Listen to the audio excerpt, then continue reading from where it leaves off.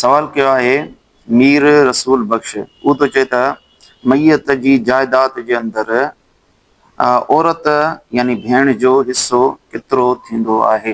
बिस्मिल्लाहिर रहमानिर रहीम।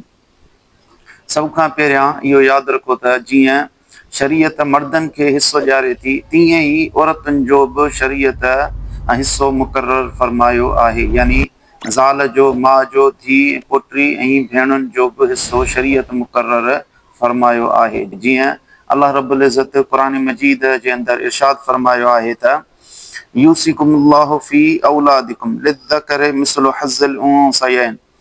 अल्लाह ताला अव्हां खे हुकुम ॾिए थो औलादनि जे बारे में त मर्द जो ॿीणो हिस्सो आहे औरत खां।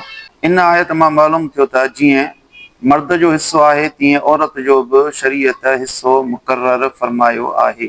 जीअं नबी करीम सल्लल्लाहु अलैहि वसल्लम जो फरमान आलीशान आहे, मन कता मीरास वारिसिही कता अल्लाहु मीरासहू मिनल जन्नत।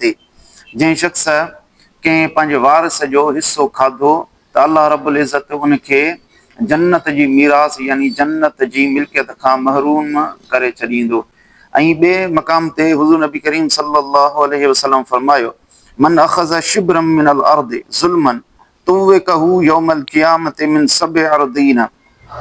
जंहिं शख़्स पराई ज़मीन, पराई जायदाद उन जी इजाज़त खां बग़ैर ज़ुल्मन खई आहे त क़यामत जे ॾियारे उन जे एवज़ उनखे 7 ज़मीनूं तोक करे ॻिची में पारायूं वेंदियूं। इन अहादीस मुबारका मां मालूम थियो त पराई मिल्कियत खाइणु, ख़ासि करे भेणुनि जो हिस्सो खाइणु, इहो नाजाइज़ हराम आहे ऐं इन ते सख़्तु वईद आयल आहे, धमकी आयल आहे। इन करे बचणु घुरिजे। रही ॻाल्हि त भेण जो केतिरो हिस्सो थींदो, इहो वॾो तफ़सील आहे। इन करे कंहिं वेझे दारुल इफ्ता या कंहिं आलम सां रुजू करणु घुरिजे। अल्लाहु आलम बिस्सवाब।